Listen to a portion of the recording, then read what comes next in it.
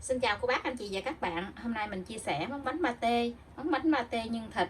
Cái vỏ bánh ở bên ngoài thì giòn giòn, ở bên trong thì nhân thịt rất là ngon luôn á. Bánh này thì làm nhanh lắm.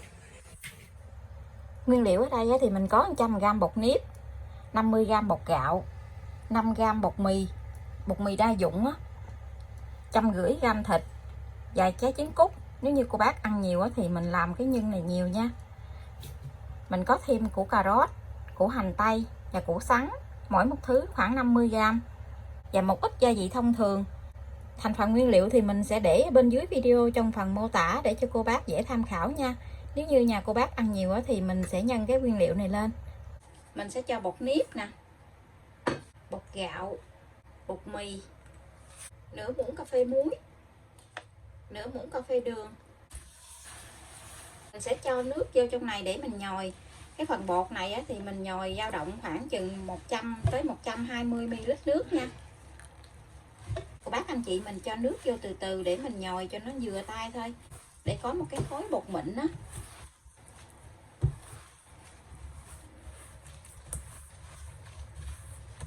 Mình cho nước từ từ vô á, chứ đừng có cho một lần một á, thì cái bột của mình nó sẽ bị nhão. Có lỡ có nhão thì cô bác cho thêm một tí xíu bột mì hoặc là bột nếp vô cũng được. Cái khối bột của mình bây giờ nó mịn vậy. Bây giờ thì mình sẽ cho bột nghỉ từ 10 tới 15 phút. Trong thời gian này thì mình sẽ đi xào nhân.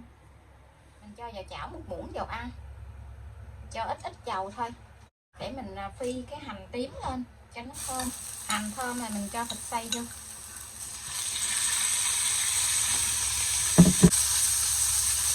Mình sẽ nêm gia vị vào trong thịt này là một tí xíu muối, tí xíu đường, một chút hạt nêm, thêm tí xíu siêu nước mắm một chút thôi, để cho cái nhân nó thơm á. Vừa chín tới vậy mình cho hết tất cả củ sắn nè, củ cà rốt với củ hành, mình xắt hạt lựu nhỏ nhỏ vậy á. Để làm cho nhanh á thì cái phần này mình đã làm sẵn. Khi mình cho củ hành, củ sắn, củ cà rốt vô xong rồi thì mình tắt bếp luôn. Mình cho một muỗng cà phê tiêu xay vô. Cái nhân bánh này thì mình làm cho nó hơi cay cay tí xíu, nó ngon lắm. Như vậy là được. Vậy thì mình sẽ đi bắt bánh nha. Mình cho tí xíu bột mì xuống với cái mâm để mình bắt bánh, xong rồi thì mình để lên trên này. Tí xíu nữa mình lấy bánh lên, nó không có bị dính á. Mình bắt bánh trước rồi mình mới đem đi chiên. Mình sẽ dùng tay để mình đi bắt bánh. Mình đeo bao tay thì mình sẽ khó làm lắm. Cái phần bột hôm nay thì mình sẽ làm chừng 5 cái bánh thôi. Mình lấy một miếng bột gì nè, mình làm cái bánh cho nó vừa vừa thôi. Mình lấy miếng bột gì, mình làm giống như chè trôi nước vậy đó. Mình xe lại, xong rồi thì mình ấn ra cho nó mỏng ra tí xíu. Mình ấn dẹp ra gì. Bánh này thì nhiều cách để nắn lắm. Mình nắn giống như cái bánh quay vạc vậy đó cũng được, hoặc là mình nắn tròn cũng được. Mình lấy cái nhân nè, mình cho vào chính giữa. Nếu như cô bác anh chị thích ăn cái nhân này mà mình để thêm đậu xanh á, thì mình nấu đậu xanh để vô nha. Mình cho trái trứng cút vô, rồi mình túm lại. Mình túm lại giống như cái bánh quay vạc cũng được, hoặc là mình túm cho nó xéo xéo giống hình tam giác gì nè, đó, gì cũng được nữa.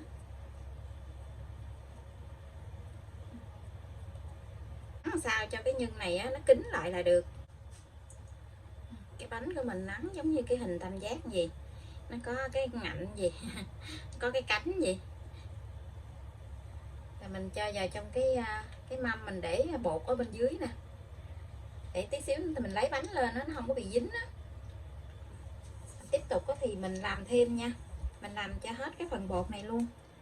Nếu như cô bác thích ăn cái nhân nhiều thì mình làm cái bánh nó hơi bự một tí xíu, mình ép cái bột này ra cho nó mỏng mỏng một chút để mình cho nhân nhiều vô.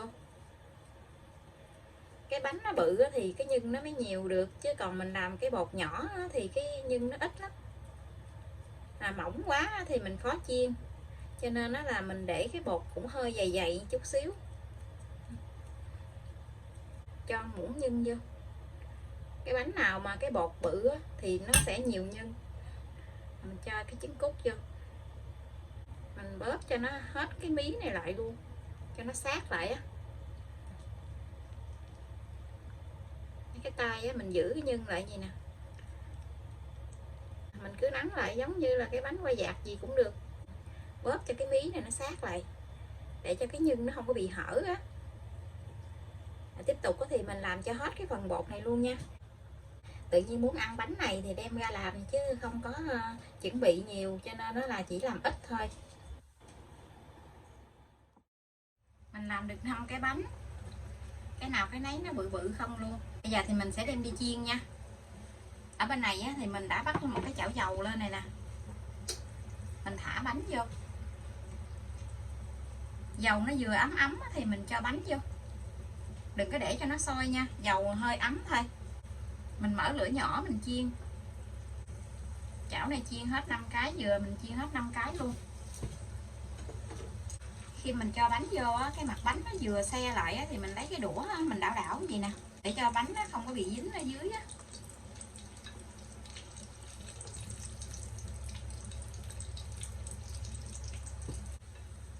Khi cái bánh của mình á, đã khô cái mặt lại gì rồi nè thì mình sẽ chở bánh nha. Thì cô bác cứ chở qua chở lại để cho cái bánh nó được đều á.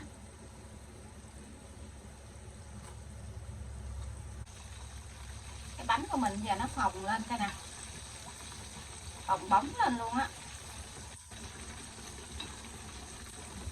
Mình chở về chở qua chở lại gì để cho cái bánh của mình nó vàng đều nha. Cái bánh nó nở phồng lên, nó vàng ươm cái nè, nhìn rất là ngon luôn á.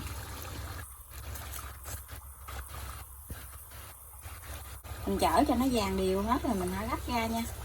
Mình chiên một lần thôi, mình không có cần phải chiên 2 lần. Thường khi bánh qua dạt á, thì mình chiên 2 lần để cho cái bánh nó giòn. Nhưng mà các pha bột này á, thì cái bột bánh nó giòn lắm, cho nên nó là mình chỉ chiên một lần thôi là được rồi. Bánh của mình đã chiên xong rồi nè, vàng ươm luôn á, mà ở da ở ngoài giòn ngụm mà nhìn rất là ngon luôn. Gắp ra rồi để tí xíu nguội thì mình bẻ ra cho cô bác anh chị xem nha. Có 5 cái bánh mà mình làm 4 kiểu. Bánh đó thì nhỏ, cái bánh đó thì bự. Còn cái bánh này thì hình tam giác hả? Cái bánh này thì hình tam giác. Mình để ra cái dĩ như vậy nè để cho nó nguội á. Dầu nó nhỏ dầu xuống dưới. Tí xíu bột mà làm có ăn liền. Cái này 2-3 người ăn luôn. Mỗi người ăn một cái là được rồi á. Cái da ở bên ngoài nó giòn gụm luôn. Mình làm nhân này còn dư nhiều quá trời luôn. Tại vì mình làm có 5 cái á. Nhân này để vào trong tủ lạnh để ngày mai coi mình làm món gì đây. Nhưng bên trong rất là ngon luôn á. Cái nếp bên trong thì dẻo dẻo, ngon lắm, bọng bên trong coi nè.